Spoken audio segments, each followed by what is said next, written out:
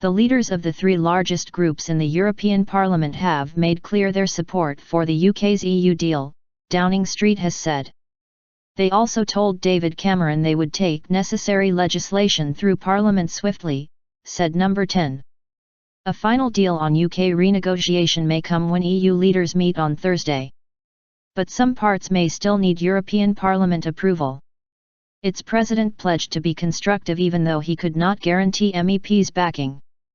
Mr. Cameron also met European Commission President Jean-Claude Juncker to discuss the reforms the UK is seeking to its relationship with the EU, as he continues his diplomatic push where there are still details to be nailed down.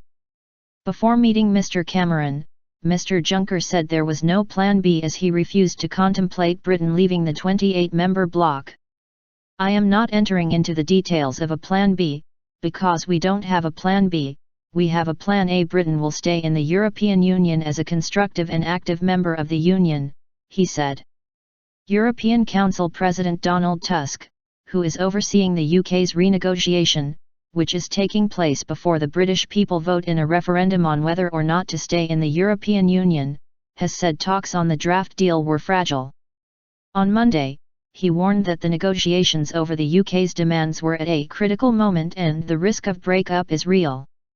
In a separate development on Tuesday, the Duke of Cambridge, Prince William, spoke at a Foreign Office Awards ceremony of how in an increasingly turbulent world, our ability to unite in common action with other nations is essential.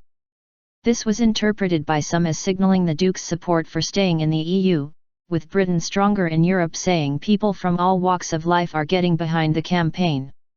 However, the rival Leave.eu campaign said they could just as easily claim his words showed we should not give any importance to the EU. A spokesman for the prince later denied it was an intervention in the EU debate, saying it was a speech to young diplomats and the word Europe was not mentioned once. Not binding.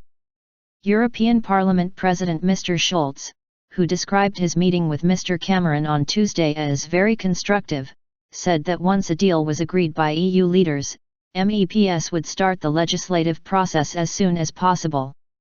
But he cautioned, to be quite clear, no government can go to a parliament and say, "This is our proposal, can you give a guarantee about the result?"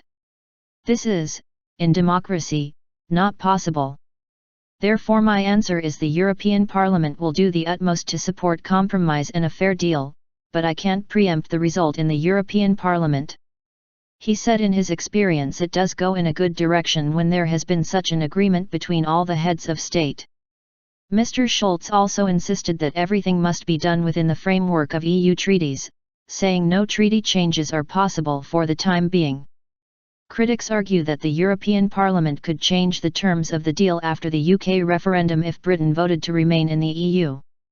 Leave.eu, one of the groups campaigning for an EU exit, said Mr. Schulz's comments showed the PM's draft deal is not binding without a new treaty that the European Court in Strasbourg has to adhere to.